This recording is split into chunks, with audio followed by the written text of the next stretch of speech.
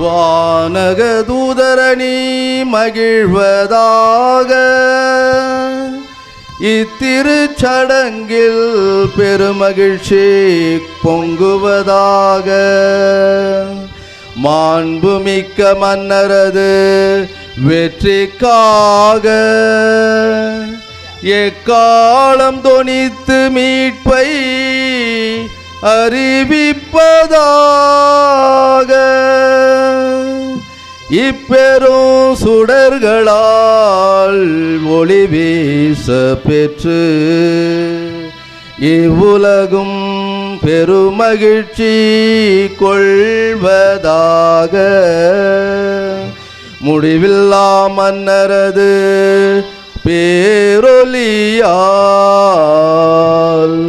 உலகெல்லாம் துலங்கி தன்னை சூழ்ந்த இருள் அனைத்தும் ஒழிந்ததென்று உணர்வதாக.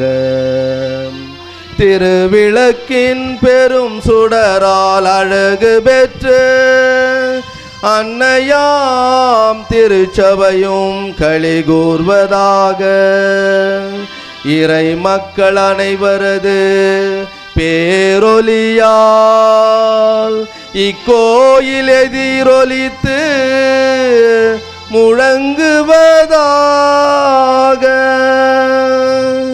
எனவே இத்திருவிளக்கின் வியத்தகு ஒளியை சூழ்ந்து நிற்கும் அன்புமிக்க சகோதரமே, உங்களை வேண்டுகிறேன். என்னுடன் சேர்ந்து எல்லாம் வல்ல இறைவனை இறைஞ்சுவீரே. தகுதியற்ற அடியேனை திரு தொண்டருள் சேர்த்திட தயை கூர்ந்த இறைவன் தாமே இத்திருவிளக்கின் பேரொளியை என் மீது வீசி இத்திரியின் புகழ் சாற்ற செய்வாராக.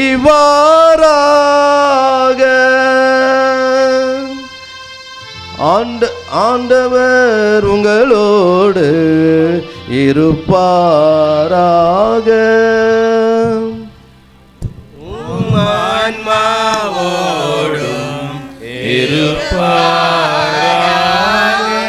இதயங்களை ஆண்டவரிடம் எழுப்புங்கள்.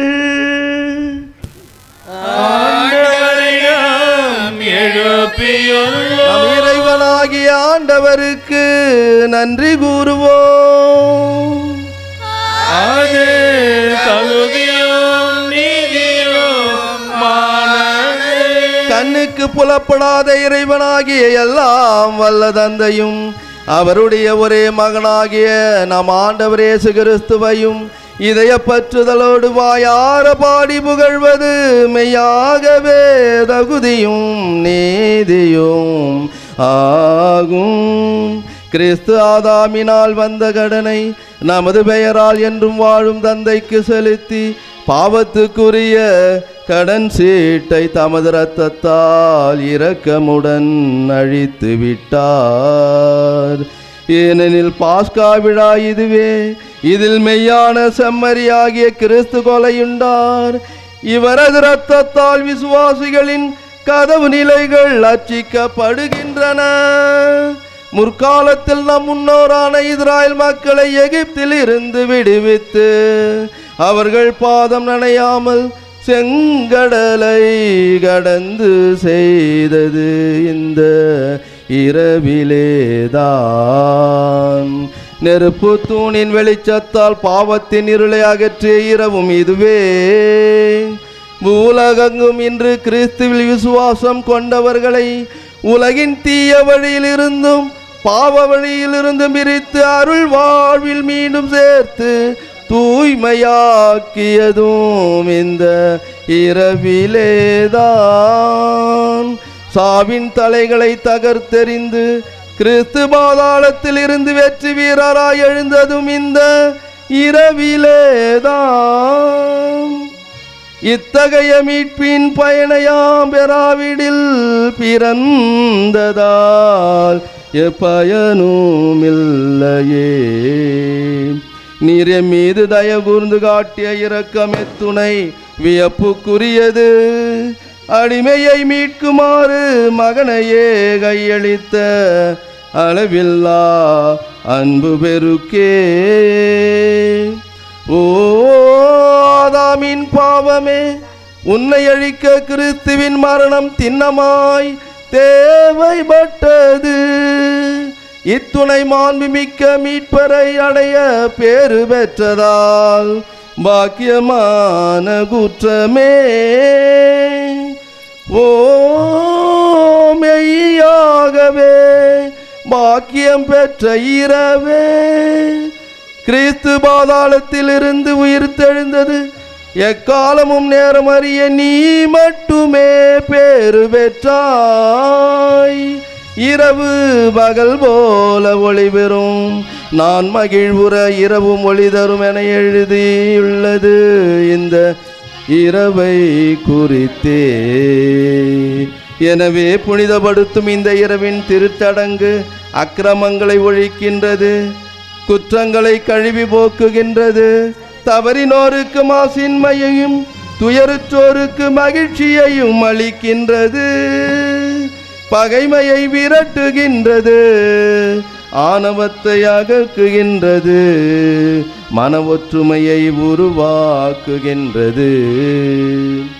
ஆகவே தூய தந்தையே, இந்த புனிதமான இரவில் உமது புகழ்ச்சிக்காக நாங்கள் அளிக்கும் மாலை பலியை ஏற்றருளும்.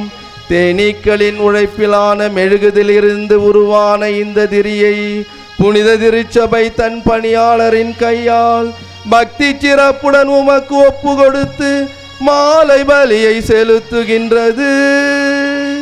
இறைவனின் மகிமைக்காக செந்தியாய் சுடர் விட்டு எரியும் இந்த நெருப்பு தூணின் பெருமையை அறிந்திருக்கின்றோம்.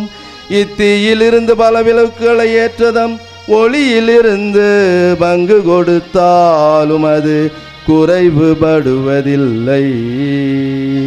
ஏனெனில் தாய் தேனி தந்த மெழுகு உருகுவதால் இத்தீயானது வளர்க்கப்படுகின்றது.